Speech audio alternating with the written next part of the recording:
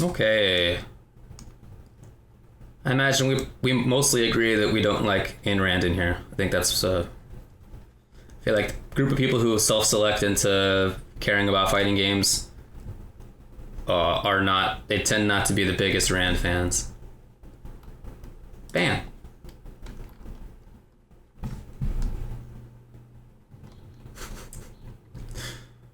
Yeah, you know what? I didn't even mention Lammy222 says the gray life change you think was huge. Totally. That for sure is one of the biggest buffs for him because he was already good at building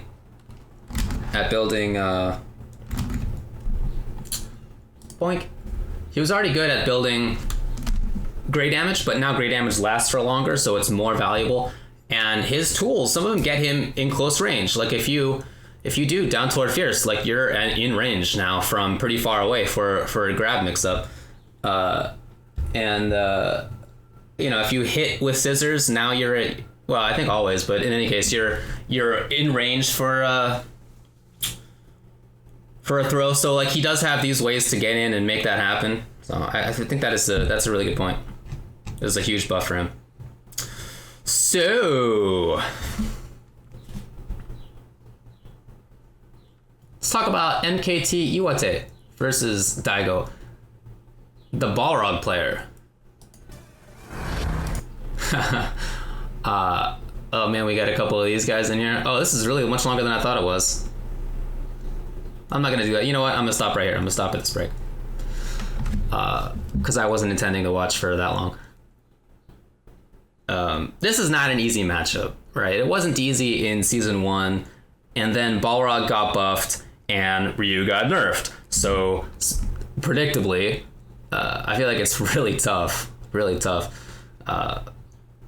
Boxer just has such good ways through fireballs. So to the extent that fireballs matter in Street Fighter V Season 2, they really don't in this matchup.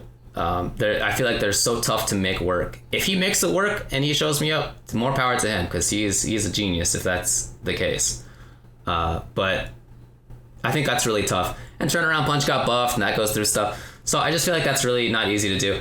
And at the same time, Boxer's buttons got buffed, Stanfier's crush counters now, so doing stuff as Ryu is more dangerous. I don't know, man. I feel like this is tough times. And then Ryu, of course, doesn't have meterless invincible dragon punch, so his defense is worse anyway. All right, let's watch this. Oh yeah, I'm not looking at Topanga. Poodle Skirt is correct because I haven't asked for permission from them, and I don't want to just use their stuff. Legally speaking, do they have the rights to it? Well, I guess I don't know. Maybe they have signed a deal with Capcom. I have no idea. But typically, most people don't explicitly have the rights to their footage. But it's just more of like a courtesy, just courtesy to them. So, anyway, let's check this out.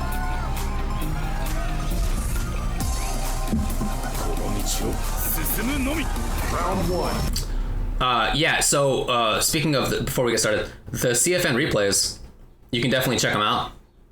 Because when they play Topanga, they're playing online. So if you look at Yoga Flame 24's channel, he has uploaded the CFN replays, not like of Topanga, not the Topanga sets with like the commentary and all the production. So that's fine. I feel like I respect that more. That's like a more respectable way to do it. But even still, I just, I'd really rather get permission from them, and I haven't asked them, so. Anyway. Fight. How many? Oh, it just happened. The Stanfier's crush. But look at how Ryu plays. That's the first button he pressed. It was like 8 seconds into the round. Okay, perfect. That was really good spacing. Oh yeah, is he gonna make fireballs work? Not at that range or not. So okay, I get him dashing up, because that's, like we talked about in the Dictator matchup.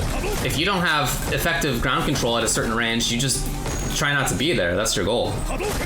And even there, it feels like he has to back off. That's unfortunate. Okay, going for the launch. Different combos you can do, of course, as a boxer. You can get standing resets, you can get the knockdown. Wow, okay. Yikes. Oh, so to go back through this round, look at how long it takes Daigo to press a button. Round one. Walk up block. Fight. Patience, patience, patience. Tried to press a button, got busted for it. Patience, patience, nothing, nothing, nothing. Back, roundhouse. So we have 2 buttons in. Okay, so that was 13 seconds. He did 3 things. And one of them got totally ruined, right? Got crushed. And the other 2 weren't, they didn't like pay off. So that's like the story of Ryu, I think. But that is definitely not a good range to throw fireballs. I like that he's throwing fireballs from just outside of range, because that's probably part of why that forward fierce works out, is that he's doing stuff at that range, just outside of forward fierce range, enough that Iwate like takes the bait on it a little bit and tries to press the button there. That was really good. So max range low. Daigo tries to counter poke. Gets crouching medium kick for it. Wow. That's pretty cool. It's a lot of damage. Oh boy. Huh. You know, I never thought about doing that. And I don't know if this is what Daigo is doing, it's just my own thought process. But in this situation,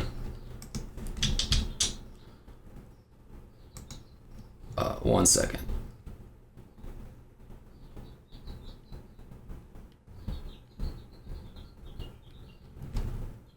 Sorry. Crouching strong, crouching strong. So if there had been a counter hit there, that would have comboed, right? Immediate crouching strong. But Daigo did view reversal anyway. So I guess what I'm thinking about is maybe if I'm in a situation where I could get hit, maybe I should still do view reversal anyway on the follow-up, just in case. If I'm getting hit, then it doesn't matter at all because I'm getting hit, who cares? But if I blocked instead, if I'm not getting hit, if I'm not getting comboed, then I will view reversal. I think that's kind of cool. I'm gonna do that. I'm gonna do that from now on. Again, I don't even know if that's what Daigo was doing, but that's okay. And that's part of why I watch videos like this and sort of analyze them, even when I'm not on stream. Like I'm thinking in the same way that I'm talking right now, and it's useful because you end up coming up with like ideas that I don't know if I would have thought about that unless just having seen it. And again, I don't even know if that's what he was doing, but it just kind of provokes thought. It's useful. Round 2. Fight. That's such a good range for fireballs. It's a dangerous range. It's very dangerous. It's just that's not a range where you can really react as the Balrog player. So there's much less risk on Ryu's side. But he does run the risk of getting stand fierce crushed, roundhouse crushed. You know, that's not a great range for him. And of course, Iwate could take the risk on V skill through or tap, whatever. Nice, the confirm. Oh wow, he couldn't get through. That was a good slow fireball. Oh, in time? That's crazy. That's so good. Okay, sweep. Again though, that's a bet. Even if it's safe on block, you're spending bar. Okay, yeah, when he has trigger, I like Ryu much more, for sure. But it doesn't last very long, as you can see. And now, like, I always wonder what people are looking for in this kind of situation. What is Daigo looking for that he hasn't pressed a button in 10 seconds? You know, what is he... He's worried about super? Is he just trying to convince Iwate to start pressing buttons more because he's not pressing things? I don't know. You always wonder about that.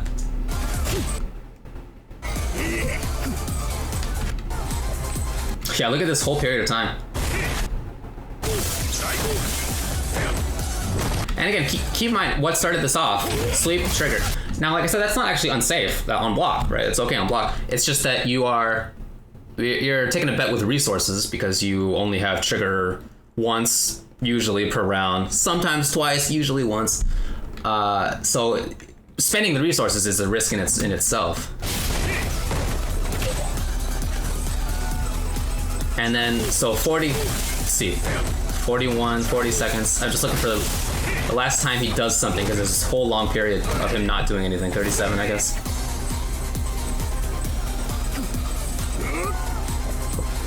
Look at this patience. It's like 11 seconds. How long did this last? He tried dashing it. Okay, so finally, 16 seconds later, he does an EX Fireball. He waited for so long. I think that really tells you something about what he thinks about this character matchup, because if he were to throw a Fireball, of course, Iwate is going to super right through that. If he jumps, Iwate's super. You know, when he presses a button, he takes a risk that will be when Iwate does turnaround punch or whatever it is that he moves forward with. Round. Not easy. Fight. But I do really like his spacing game in this matchup. Oh, dang, the blocks. Yeah, great damage. I do feel that Iwate is being a little bit too reserved. He really wants to get through a Fireball or something with super, because he's so patient.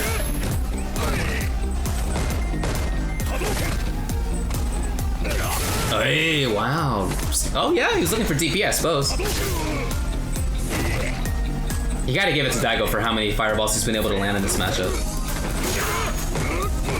Like, by far, he's had more in this matchup than he had against Dictator or Ibuki, and I feel like Boxer has the best anti-Fireball tools of all three characters, so interesting that Daigo would use it as often as he has in this matchup. But look at how he just got backed up. And what can you say? I mean, I get it. You know, you're worried about getting crushed, you're worried about jumping. Okay, perfect jump timing. Good work. Safe bar. And now they both got. Oh my god, that was the time. Oh yeah. One more. Oh, good work. Oh, good work again. Good work.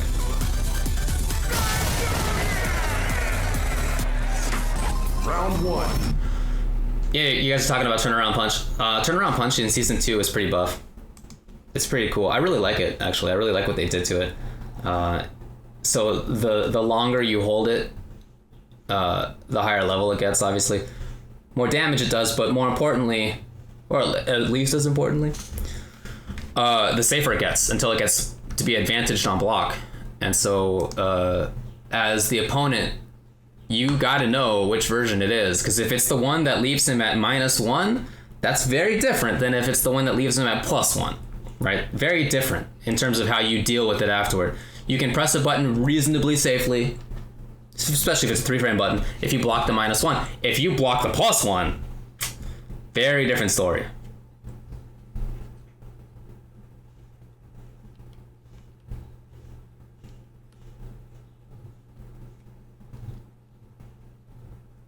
And I really like that. You know, it's a cool idea. It gives you more reward as the Boxer player for planning ahead, because that's really what a turnaround punch is. I don't know if you know, in order to charge turnaround punch, you got to hold button. That means that you're not using all of your other tools. You know, you're not, you don't have access to all of your buttons as a result. Just because, you know, obviously if you're charging, then you you're holding that button down, and it's not like 0 in Marvel 3 where you can like switch buttons and gets maintained. It's not really the same kind of thing. So you do have to plan ahead. That's part of why I played Fuerte as a backup in SF4 and Ultra SF4. People ragged on EX chest bump as being too good, right? I always thought that was silly, because in order to make that move useful, you have to have charged for 3 seconds, right? And so you got to give up 2 buttons for 3 seconds. Like you got to plan ahead for that. So I like that kind of move a lot, and I like giving some like actual reason to hold turnaround punch for longer, because it's been very rare in the history of Street Fighter games that turnaround punch has actually been useful. I think 4 is the first level where it's 0. Where it's advantaged, if I recall correctly. Let's see.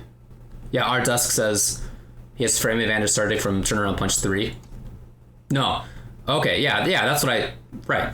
It's 0 at level 3. But level 4 is when it's +1.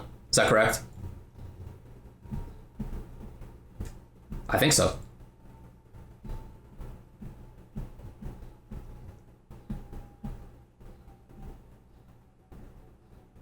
Yeah, I feel like +1 at level 4. Cool. Yeah, that's what I thought. Yeah, it's one of the cooler options in the game. I really enjoy it. I think level 1 is -2. I think level 2 is -1. Level 3 is 0. Level 4 is +1. Right? Is that correct? Yes, got it. Cool. Yeah, that's important info, right? I mean, I don't know if you saw the ESL King of the Hill set, Justin Wong versus Smug. And man, you could see how important that turnaround punch was, and knowing exactly like how advantaged he was afterward. So important. Smug used that so well. You know, in this season, most characters don't have invincible reversals without spending bar. Well, nobody has without spending bar, but many characters don't have it at all. So as Boxer, if you have a 3-frame button and stand short, right, not much range, but turnaround punch leaves you very close. If you have a tool that gets through things, I think it's unthrowable too, right? Correct me if I'm wrong on that. I believe it's also throw invincible. So it's like all these things, and it leaves you close, and it can be advantaged on block, or at minimum it's safe. Really good tool. Anyway, been impressed so far at how Daigo is dealing with this.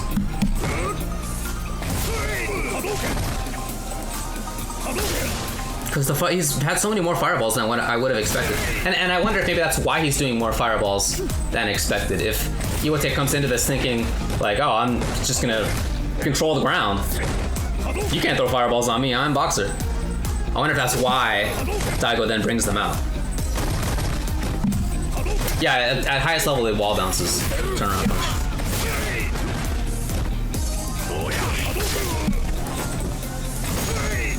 Because I just feel like Boxer controls all. Like, look at that spot. Look at this. Oh yeah, I got my low mouse. Look at this spot right here. That is such a good spot for Boxer. That's where that's where he can do turnaround punch on reaction. He can do V skill through fireballs on reaction. Man. Pew. Boo.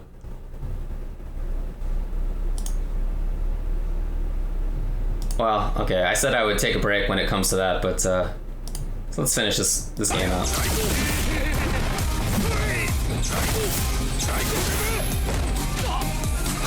Oh, man. Really? Wait, hold on. What was the dash about? Was he just gonna do it? He just thought it was time to dash? Oh, it was forward fierce. Was it forward fierce though, or was it V reversal? You know what? I bet it was V reversal. I bet he thought that was going to be crouching strong into some kind of dash punch, and he would V reversal out of it. And when you press forward plus punches, if it's not when you're in blocks, then you'll come out with forward fierce instead. So I bet that's what it was.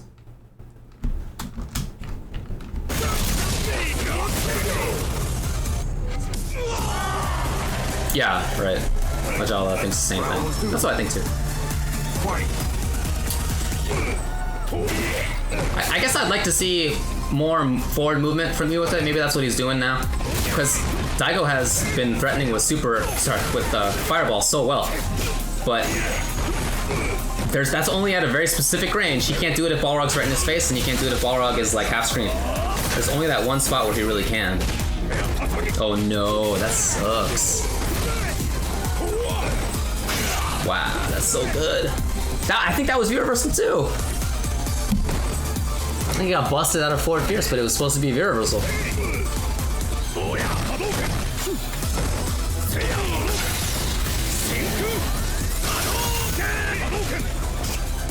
That fireball is just not useful in that spot. And then as soon as he's in that box the range. Look at this range. Again, I always forget I got this little guy.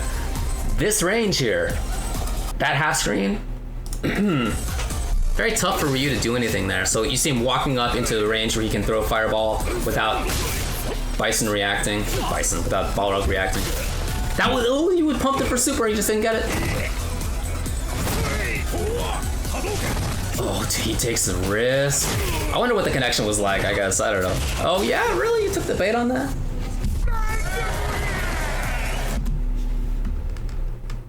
Oh, yeah, I was talking about Ryu's view reversal.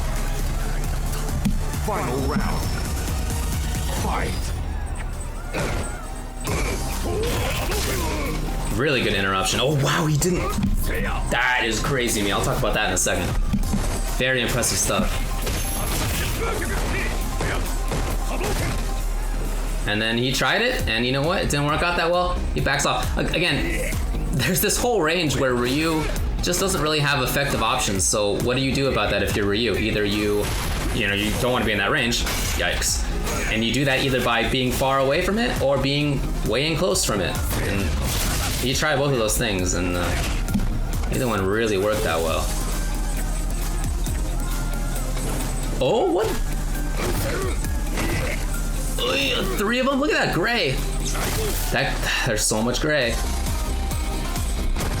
It's still there? Oh, nice. That's it. Good stuff. So let's go back to the start of this round.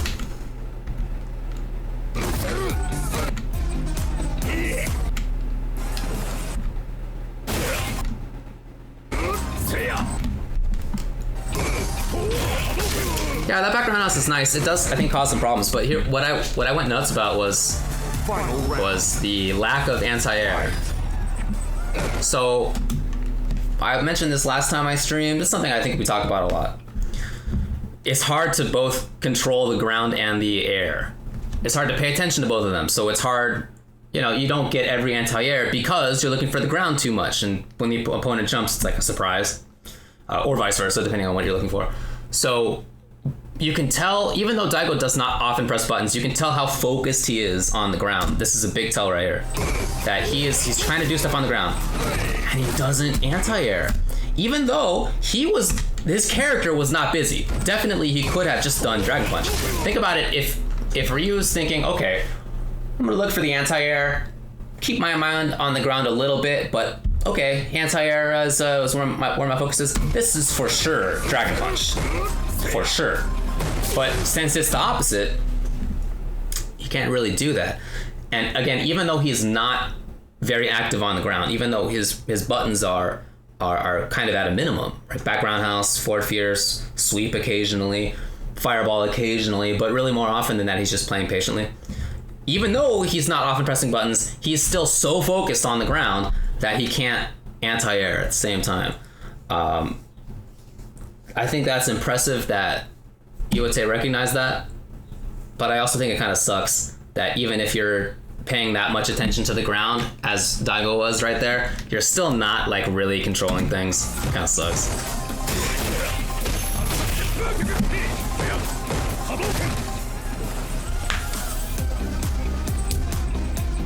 Yeah, look at this. It just backs off. Because, again, look at this.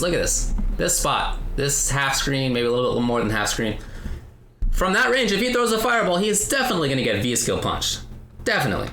He might get turnaround punch. Like, he might get jumped in on, and all of those are super bad news. And so he doesn't do it. But it's not like he can attack otherwise. He doesn't have a button that reaches from there, right? If he dashes, if he jumps, first of all, if he jumps, he's definitely going to just get caught because Balrog's anti-air is a single button. Very easy to do. And so he's kind of a wall moving forward. The anti-airs are, I feel like, really easy for him. In most matchups, anyway. Some not, for sure. But in this matchup, it would be. So as Balrog, you only have to dedicate so much of your mind to the anti-air. Because it's like, you just see it, you press the button. Not that bad. So as a result, he can play the ground much more. And so if Ryu were to dash, you know that Balrog is going to be looking for that too. So as Ryu, what do? You back off, I guess. I don't know, that's what he chose to do.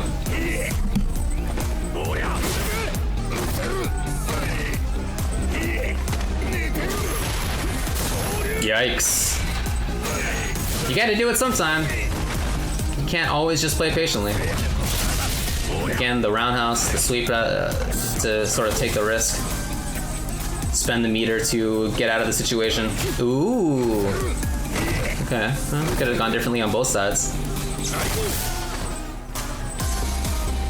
Look at how patient this is. And the other thing too, you know, oftentimes when you see people caught in the corner, right here, if you're Ryu, maybe like a little bit earlier than that, maybe like right here, a lot of the time you will see people jump back. Because jump back is hard to attack for many characters, but for Balrog it's super easy.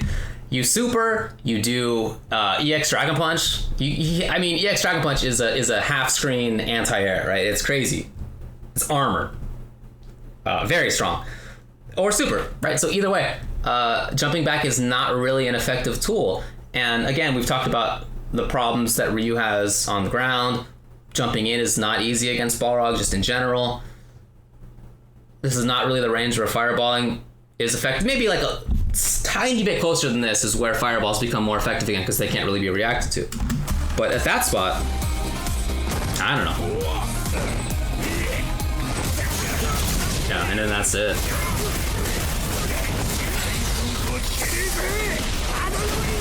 Nice work. Yeah, Steffi Boy says Smug's anti-air is like 99%. Yeah, again, it's because you just press the button. You know, it's not that hard. You got to be in the right spot, so there's sort of the positional difficulty of it. Not everybody can do it. Oh, not everybody does it. I mean, put it like that. Smug's positioning is excellent though, so he is often at that spot. And if you're at that spot, then the anti-air is simple.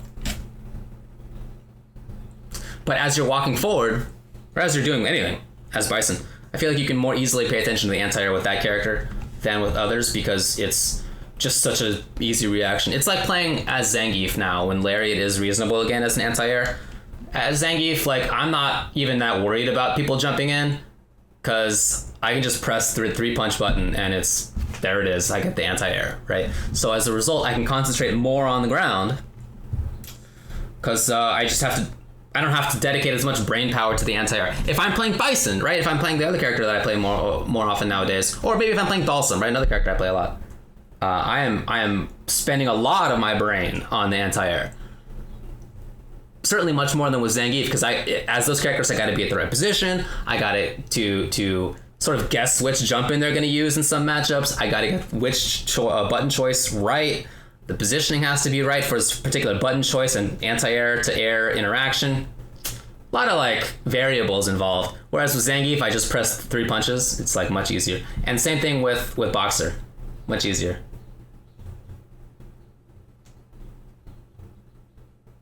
So how are you supposed to approach a Balrog at mid-screen? Well, it really depends on the matchup. I think this is not a good one for Ryu. So as Ryu, I mean, we've been talking about how Ryu has problems pressing buttons like the whole time, right? Against Ibuki and against Dictator and now against Boxer. Just kind of exacerbated in this matchup, I think, but it's not easy for him in general just because his buttons, I mean, they never had that much range in Street Fighter V, but then the range got nerfed, the hurt boxes got increased, they're slower. Well, it's just not that easy in general. If your other characters approaching Bison, I always get the character names mixed up because of the whole Japanese thing. If you're approaching Boxer with other characters, it's definitely more doable, right? You have other tools rather than the relative few that Ryu does, so it's more effective. I think Boxer is a good character. I think he's like top 3. I think he's like good, strong, probably top 5, top half dozen-ish. You know, they're definitely a good character, but not like absurd. Okay, which one is the last one here? I haven't actually seen which ones these are. Is this exactly the same matchup? This is Yoga Flame 24's channel. I think this is exactly the same matchup that we watched earlier. Yep, same opening. So probably should have checked that out beforehand.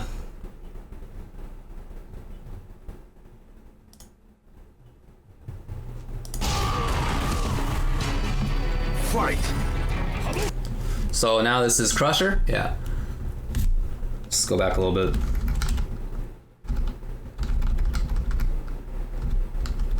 Crusher, Birdie. A lot of Birdie fans are not happy about what happened to him in season 2, because he did get some nerfs, but I don't know. He also got some buffs. I feel like he's a pretty good character. I felt that he was like mid-tier, I guess, in season 1. For a while, I thought he was garbage, but then I hadn't seen him played in a certain way. I didn't spend any time with him myself, so I hadn't seen him played in the way that, you know, a couple of people ended up doing towards the end. It made me think more highly of him. So yeah, some things are good. Standing strong is +1 on block, I think, if I recall correctly. I guess I should just look it up. Let's see, I got the change list on bookmark. Yeah, it's +1. Less pushback. Stand medium quick is 1 frame slower though. Standing fierce is +4 on hit rather than -2. That's nice.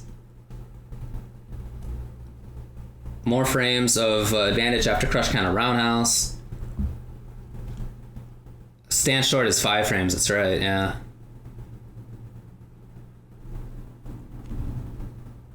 Crouching medium kick is a little bit slower. Anyway, there's some stuff that he definitely got nerfed in, but I feel like overall he's still pretty good. Slide is definitely worse, for sure. They definitely nerfed slide. I don't really know why they did that, but they did. Whatever.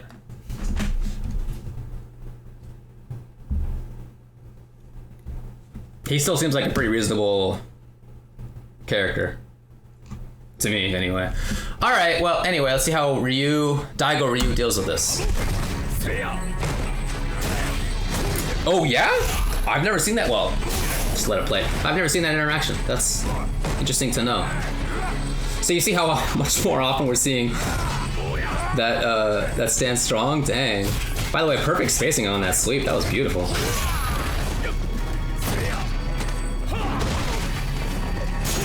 Yeah, that's not really gonna work. Yikes. Do you remember how we were talking about how that's kind of a risk? That's safe. Yeah, it's -2 now.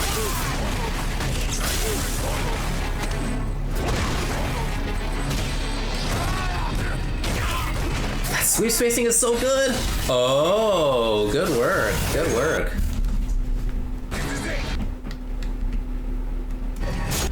Okay, let's back up a little bit.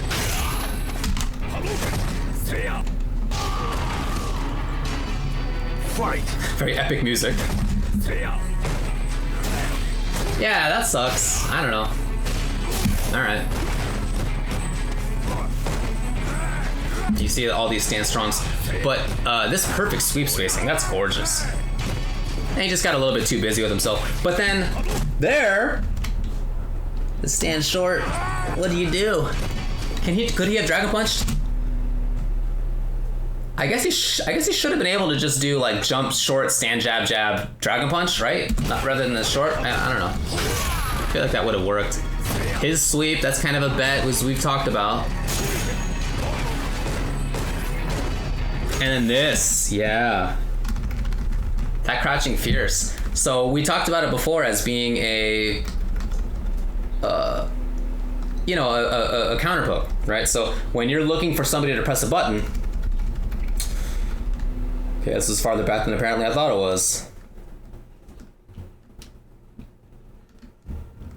Come on, internet.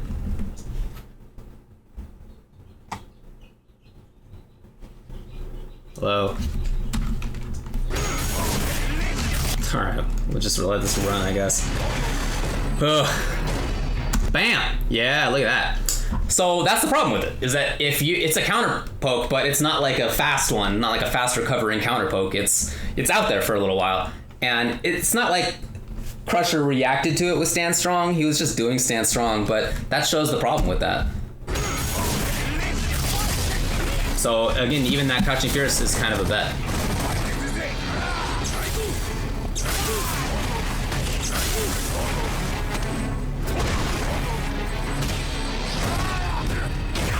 Oh, that sweep spacing is so sick. And this is a really good punish. Good work. Good work. Sucks to have to spend all that bar, but you gotta do what you gotta do. You gotta do it. Round 2. Fight.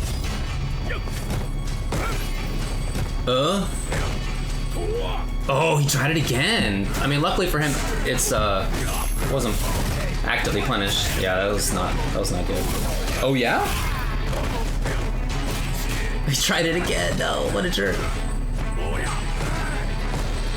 Wow, he's really harassing with that. And you see too how Daigo doesn't feel like he's comfortable enough at that range. You see how when that range happens, it's often that he lets Crusher press a button and Daigo gets pushed back into a range where he feels more comfortable. That's happened a lot. Yeah, look at this. Extreme patience. Lovely spacing. That might be it, actually. Yeah. Dang. Yeah, let's go back and watch this corner series especially. Well, I guess let's watch the whole thing, because this is kind of instructive. Like I mentioned, at that range, let's go back to here a little bit after this.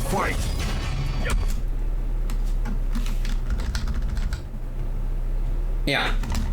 I don't know what Ryu does there. I mean, I guess you can do Fireball, but it might be that Crusher's holding Turnaround Punch, right? Or whatever it is called, Bullhorn for Birdie. Something like that. Bullhead and Bullhorn, I always get mixed up. Let me look this guy up. Let's just call it Turnaround Punch. Bullhorn, yes. Hold any button and release. That goes through Fireball, so that might be why Daigo doesn't want to throw Fireball from there very often. And his buttons won't reach, right? Maybe Sweep will, a little bit closer in than this, but that's unsafe. So, but at the same time, Crusher can sweep, he can press Fierce, he can walk up and harass a little bit. Definitely better than Ryu can. I guess he could do forward Fierce to get through stuff. He actually does do that at one point. It's got an armor hit on it. Not safe, but, you know, it's kind of a bet, I guess. Anyway, what does Daigo do to get around that fact that he doesn't feel as comfortable controlling that spot? He dashes in, he jumps in, right? He's more active, just like we talked about when it came to playing against Boxer. Oh, sorry, to Dictator. God, those characters. That sucks. But that's how he deals with it. Is more active movement. But then when it comes to this, a lot of the spacing is really strong by Crusher, just outside of Roundhouse.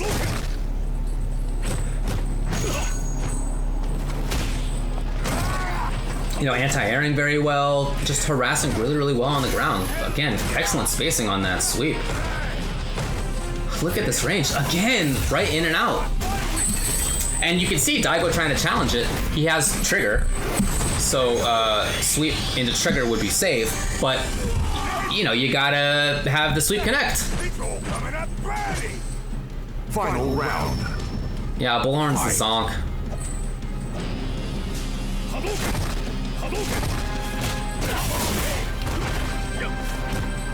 I've always called zonk and turnaround punch, I don't know, interchangeable, but there you see it, right? So nice spacing by Daigo. He was just outside of that range.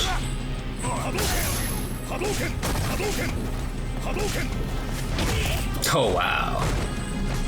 And then whenever it gets to that range, Daigo just lets Crusher do some stuff, and he gets pushed back and he feels more comfortable, and he can start things off again, which is exactly what he's doing right now. Nice. Counter poking with stance short, even though it got nerfed. Low, yeah. He wants that stun. Oh, really? I feel like that was seeable, but okay. So he played that really well. Daigo did. So excellent range on that fireball to start things off. I guess not to start things off exactly, but it was pretty soon. Just outside of zonk range. Yeah. Again, the risk on the sweep. Gotta do it, I guess. That's how he feels.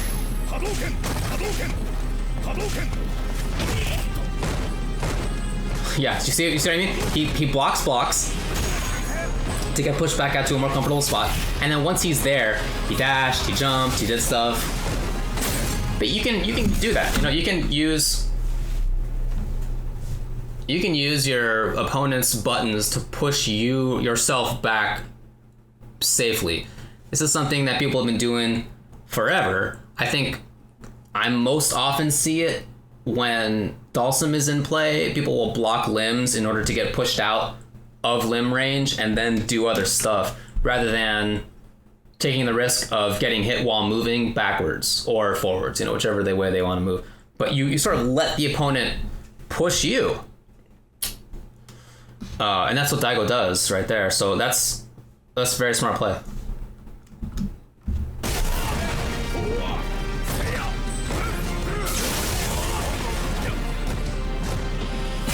Yeah. Well, I mean, he certainly played that well. He used the fact that, so one of the reasons that strategy works, allowing the opponent to push you back, is that that your opponent believes that they have enough strength at a certain spot that they can safely press buttons, and that's nice for them, But if they get too buttonsy about it, then it ends up hurting their positioning in the long run, and I think that's part of what happened in that round there. Fight. Okay, another one. Strider Zero says, when Birdie's in standing strong range, medium punch range, does Ryu just have to take that? Well, I mean, think about what his other options are. I guess he could do stuff. I guess he could do... I mean, we've seen Crouching Fierce, right? That didn't really work out, but that was an intended counter to that. We saw... Well, I guess we didn't see maybe Stand Roundhouse could crush something on its way in. You can sweep underneath, I guess. We saw him try that a couple of times, although that excellent spacing by Crusher in that second round was outside of it. I mean, Fireball's not a great option there. It's just not like a very useful spot to throw a Fireball. Maybe you could parry, but if you get the timing wrong, you're going to get busted. You got to think about what your options are. If he whiffs a Stand Fierce, if he's looking for like the Fierce Crush or Chain or whatever, he can get counter hit, counter poked, I should say. So yeah, he doesn't have the best options. If he jumps at that spot, that's for sure down strong anti-air. So, he let Crusher's sense of control sort of be his downfall, which is a cool strategy. Useful.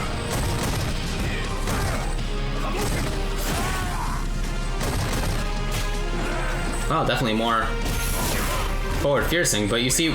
Oh, okay. He just backs off, you see what I mean? Like, he just doesn't want to be at that spot, and I totally understand why. Wow, just crouching fierce, not crouching strong even. Yikes. Okay, the roundhouse is a challenge. What? Really? That was cool.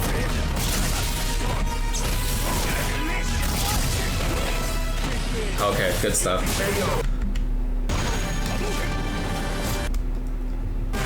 Oh yeah, the 10 seconds. Excellent, excellent. You can see how Birdie can attack from quite far away. And then Daigo trying to dash around a little bit too much, tried to counter poke a couple of times. So neither one really worked out, backs off. Yeah. Tried to jump at that spot. I really like that roundhouse timing. But that is crazy. Is that really reaction? I guess I wouldn't put it past him in being a reaction, but I don't know. Good work to him if so. I really like the challenge by Crusher. I think that was really good.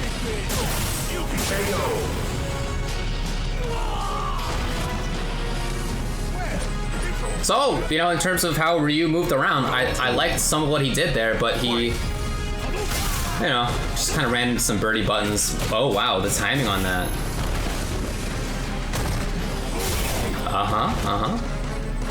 He was patient, nice.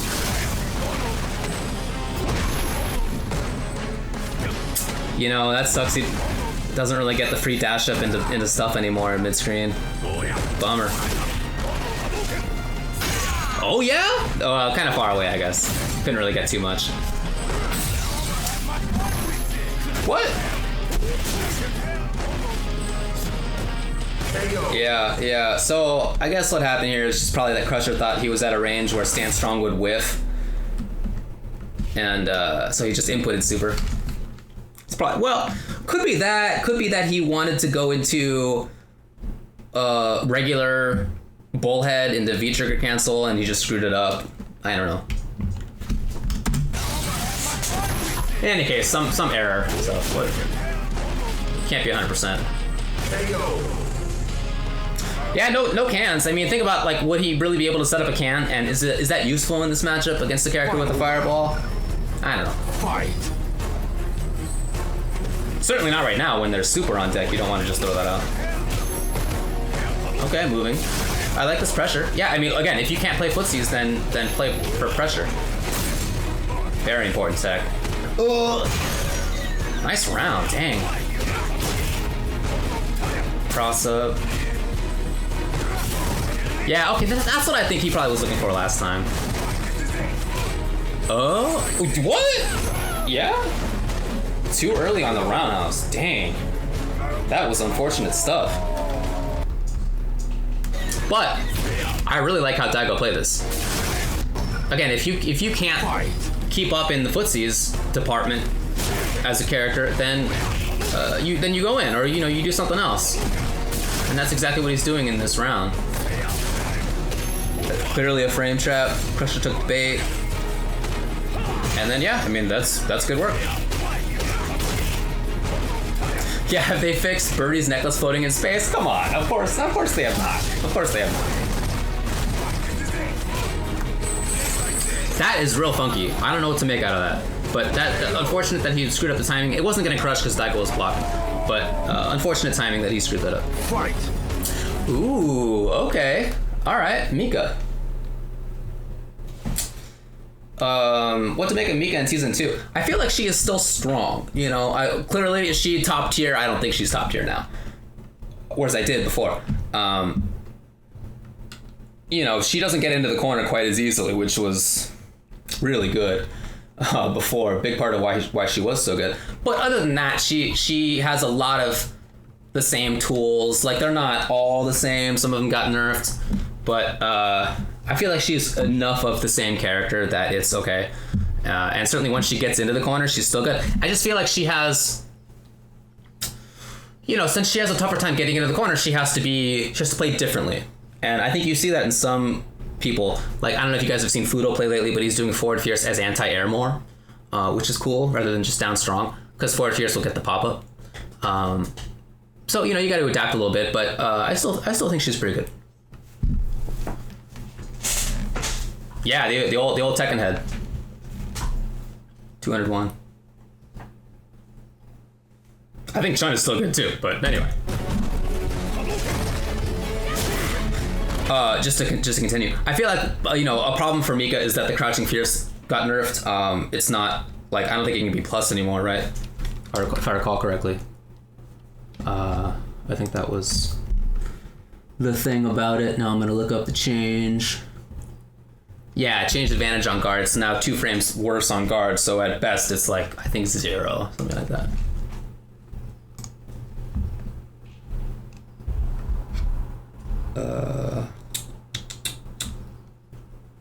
Yes. Yes, indeed. So that kind of sucks. That's because if spaced well, Crouching Fierce could have been advantaged before, and that was really good for her. So there are six frames of 6 active frames, I should say, on Crouching Fierce, and it's -6 at the start. So theoretically, it should be 0 at max range. I don't know. Anyway, in any case, it's not +2 or whatever it was like before.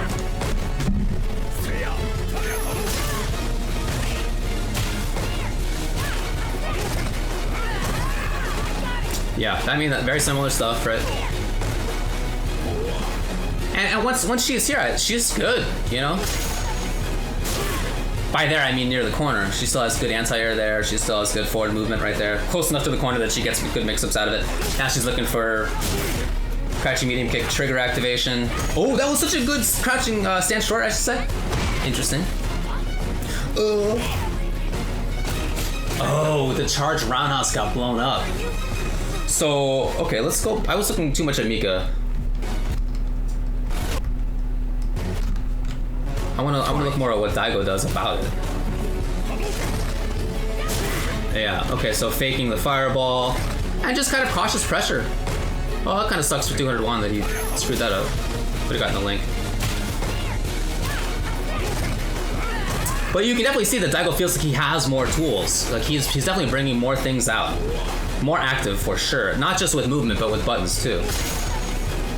Although I guess still not terribly buttonsy. No, maybe I was too fast to say. It was very focused on anti-air, that's for sure. But like I said before, that was really good counter poke with that stand short. Yeah. And the movement forward. I mean, look, I don't think Mika is random. Well, okay, she's a mix-up character, so the point of it is to like get into range and then play little guesses, fine. Random in that sense, to the extent that that's random, but that's like every mix-up character ever. I felt like she got a way bad rap in season 1. I get nerfing her a little bit. I feel like it was a little too much, but I get that. It's just when you think about who was winning with Mika, it was NuckleDu, best player in the world. It was Fudo, one of the best players in the world, ex-Evo champion, and it was Luffy, one of the best players in the world and ex-Evo champion. And then like maybe you want to include Marn, who also is, by the way, an Evo champion and has gotten top 8 in multiple Evos. So, like, those are, like, the list of relevant Mikas. And beyond that, like, plenty of people played her, but nobody did much. There was, like, maybe a couple of other Mikas who I, like, ever saw. So, to say that she was, like, easy to play, I just thought it was silly. Because the people who were doing well were, like, really, really good players. And other people weren't doing really well. I don't know. I thought that was pretty clear. Whatever. Fight. Because I don't think that her neutral game is very easy. Nice. He's gotten that a lot. Crouching medium kick. I wonder if he's confirming that into Hurricane or if he's just doing that.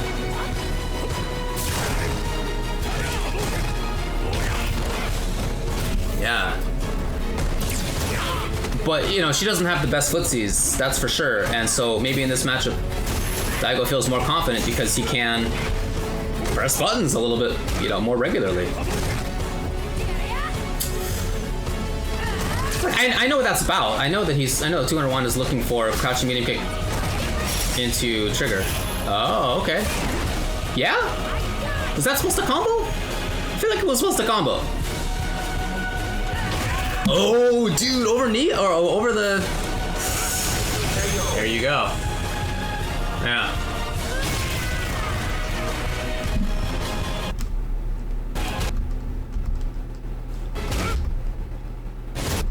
So let's go back and look at this. You know, you guys are talking about Mika stand medium kick. Yeah, Mika stand medium kick is a good button. It tends not to lead to much, but it's pretty good. Is that enough to make Ryu stop pressing buttons? I don't know. I mean, not that Daigo's playing a very buttonsy style in this round, but it certainly is more buttonsy than in the other matches that we've seen so far today. Yeah, right, okay, so he just screwed up the timing. That's what I thought.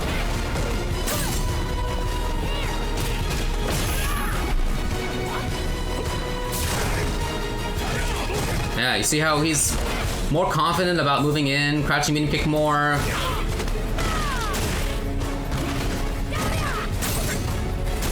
Yeah, beautiful timing on that. Yeah, crouching strong more. We didn't see crouching strong more than just a couple of times in the first, I don't know, 3 matches we watched. And he just brought it out there twice in a row. Yeah, okay. So that was supposed to have comboed. That really could have changed things. That sucks for 201, but you know, you gotta hit your stuff. And then that's a big bet. Guess wrong. But that'll happen, you know. If you're a mix-up character, sometimes you're gonna guess wrong. It's not that big of a deal. You just figure that you're gonna win him over the long haul. That's the point. Play for the long run. Nice. Man, 201's getting a little antsy. But I guess Daigo senses that. You can tell by the way he's moving in. Yeah. He really smelt that was gonna end.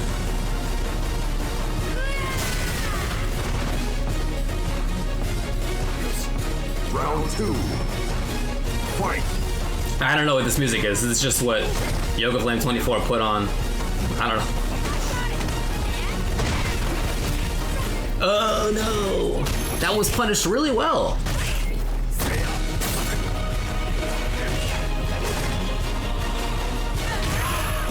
He tried to react with something. But notice how in general he hasn't been too worried about taking the roundhouse. Just V-reversal if he's had to block it. Well, a couple times anyway. Yeah, there it is. So typically when I see people play against Mika, they're worried about charge roundhouse because it lends her close, but oh boy, that's it. Daigo! Fight! But he's not worried about it. He's just playing other stuff. He's playing normal footsies, normal anti-airs, and if he blocks the roundhouse, then he'll be reversal. That's cool. Again, very well punished.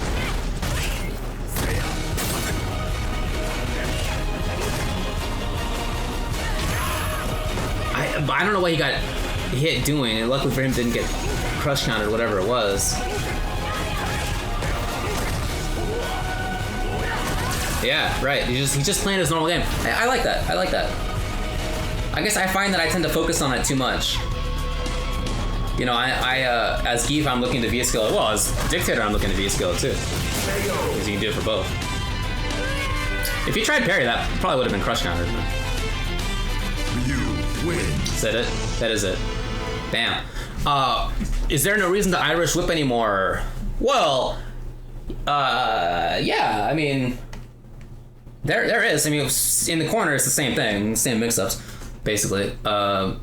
Mid-screen, I still see it. I still see stand strong, Irish whip, EX butt. It's just that the EX butt is immediate rather than like the whole dash back, roundhouse, yada yada. So less damage, less corner carry than before, but it still is pretty good corner carry. You know, it's not bad. I didn't like that nerf just because I thought that the Irish whip was a fun tool. It was like, if you had to nerf something about it should have been something else, because that was like unique and fun, right? You get the whole wall anywhere. I just think that's a cool idea. But that's what they nerfed, so. But I do also often see people just doing stand strong, stand fierce into regular butt. I don't know what the relative benefit is. I guess I haven't really tested that out. Is there better or worse frame immediate advantage after regular butt or EX butt? I don't really know. I can't really tell you, to be honest. But she got damage from whip. I feel personally that the biggest strength about it was the corner carry. I feel like if she did, 2/3 as much damage, while, that is to say, a third less, while getting the corner carry, that still would have been super, super good.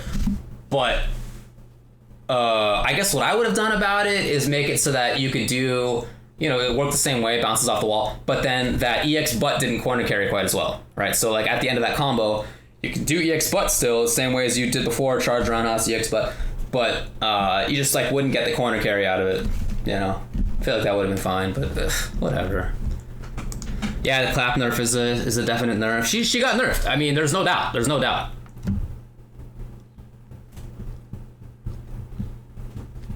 But it is nice for her that DPs are worse in general, so she can snowball a little bit better in some cases. It's just got to be in the corner first, and that's not as easy for her as before. So anyway, just to sort of, that was the last video that I'm gonna look at. I got to get to actual work, but I just to sort of break down Daigo Ryu in season 2. You could see we looked at, I don't know, several different matchups. And he played them all differently, which is what you have to do. But in many of them, he played very reservedly, right? Maybe not reservedly. I like the term economy of activity. Not a ton of buttons in the mid-range. Much more about escaping mid-range and doing other things, or playing very patiently at that spot, getting pushed out, and then starting things off. Taking a risk here and there, being kind of forced to do that, right? Being forced to take the risk of sweep or slow startup, forward fierce, occasionally the risk of a dragon punch. If he had meter or V meter, take the risk of button V-trigger cancel, because again, even though that's safe on block, you're still betting the resource, so that's still a risk to some degree. That's a huge part of his gameplay, and that's I think what he has to do. I don't think that's great. I think that's kind of a problem, but I do think he's playing the character well within the bounds of the character. I just think the character is not fantastic. I don't think that Ryu's terrible. I don't want to paint it as being that I think he's terrible. I do think that he's probably on the lower half of the cast. Is he Fang tier? I don't think so. Okay. But I do think he's probably in the lower half. So he has to sort of keep up in different ways. And it was really only against Mika that he could do sort of more active ground control.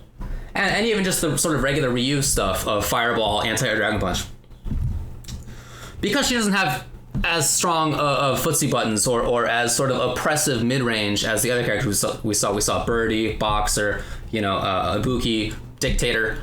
All those characters have pretty good either ways in or mid-range games. And so as Ryu, you got to worry about that. But, you're not as worried against Mika. If you get caught in the corner, fine. That could be bad news. He did guess right when he was in the corner. That's cool. But it's not really a long-term thing. It's more about not being there. So that matchup aside, you could really see how he was not doing a lot of stuff. And I wasn't looking at the Topanga League today. I do recommend going to check it out. You can find the archives online. He did not do well, right? That's why I wanted to look at this, just to see sort of how he's playing. He didn't do well. And I think that's a big part of it is that he can't really control things as well as I think he wants to. So I wouldn't be surprised if he ended up switching. Well, I just started streaming on Ultra David Mugava. I think literally last week. It was the first time in probably 6 months. So, but I will do it more regularly. So if you could give me a follow, I would appreciate that. It will happen more often, and probably early in the morning still, my time. Probably start around 9 or 9:30 in the morning. Because I don't want to. I know Jam starts at around 11 or so. I don't really want to, compete. So. And I'll put this up on the YouTube at youtube.com/UltraChenTV. But that's it. I got to get to work, folks. Thanks a lot for joining me, and I will see you soon.